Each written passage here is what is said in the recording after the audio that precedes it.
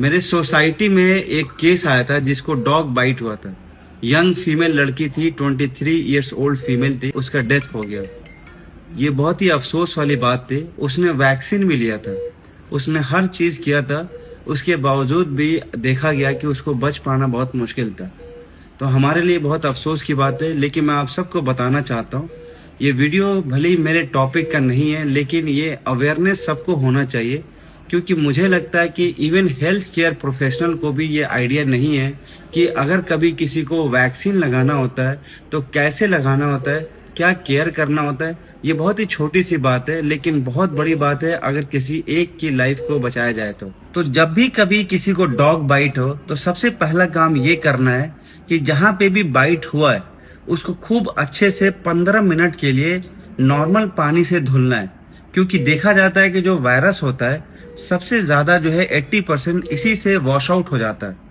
अब यहाँ पे एक बात रह जाती है जो कई लोग को नहीं पता है कि पूरी बॉडी को एक्सपोज करना है, पूरी बॉडी को एक एक जगह ढूंढ ढूंढ के जहाँ पे भी बाइट का मार्क लगे वहां पे भी वॉश करना है। कितने ऐसे लोग को ये लगता है कि जहाँ पे आपको बाइट हुआ सिर्फ वहीं पे आप वॉश कर रहे हैं। तो पहला स्टेप है खूब अच्छे से 15 मिनट के लिए वॉश करना है। दूसरा स्टेप ये आता है कि आप ये स्टेप जो हम सब हेल्थ केयर प्रोफेशनल के लिए, जो भी इस वक्त जो है डॉक्टर हैं उनके लिए है कि जब आप वैक्सीन जब रिकमेंड करेंगे तो उसमें 5 वैक्सीन होता है, 5 डोज होता है।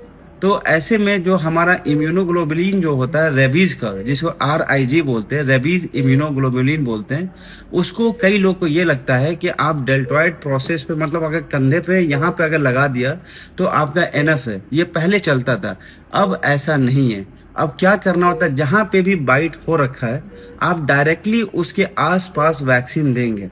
क्योंकि देखा गया है कि जो वायरस होता है वही इंट्रैप होता है, और किसी को रेबीज वैक्सीन लग जाएगा तो भी देखा जाता है कि बेचारा वो एक्सपायर कर जाता है। तो ये ध्यान रखना है कि आप जो वैक्सीन देंगे वो आपको डॉग बाइट के जगह पे देंगे, उसके आसपास के एरिया पे देंगे, डायरेक्टली आप वुंड पे देंगे, उसके एरिया पे देंगे, ना कि कहीं और प्रोसेस पे दे रहे। अगर फिर भी अगर आप कहीं और दे रहे हैं तो ये बात ध्यान रखिए कि कभी बटक को चूज ना करें। हमेशा जो है अगर आप डॉग बाइट के प्रोसेस पर अगर वुंड पे नहीं दे रहे हैं तो आप अपने जो है डेल्टॉइड प्रोसेस, जिसको बोलते हैं हमारा जो ये आर्म होता है, उसके जो उभरा हुआ जो पोर्शन होता है उसको डेल्टॉइड बोलते हैं, आप यहाँ पे लगवाइए।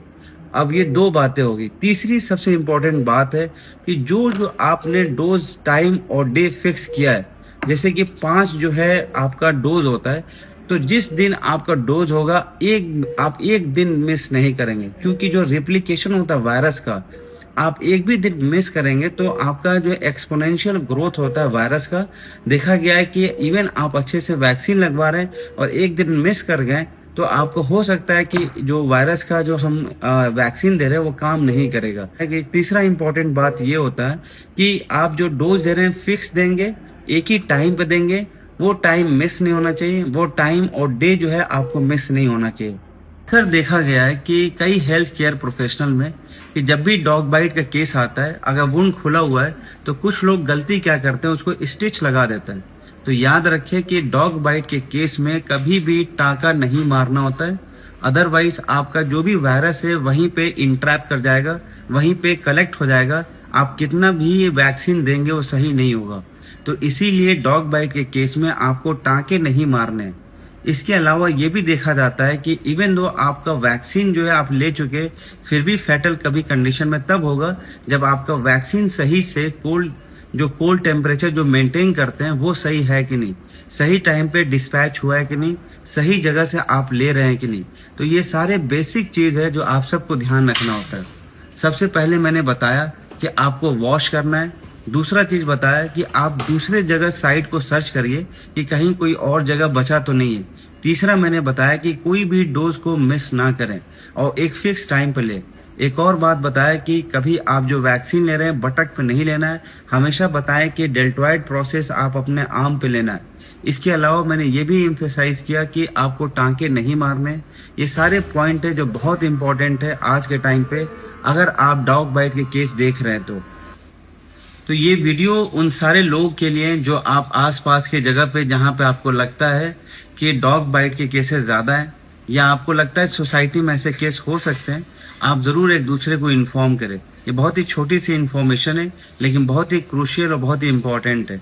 जब भी हम आसपास के टाइम पे जब देखते हैं कि कोई रेबीज से परेशान है, क्योंकि इसका जो है देखा ये भी जाता है कि ये 100% जो है कंडीशन में सही हो सकता है, लेकिन एक बार सिम्टम्स आने लगता है तो ये मान के चले कि रेबीज को आपको कंट्रोल करना इम्पॉसिबल काम हो जाता है।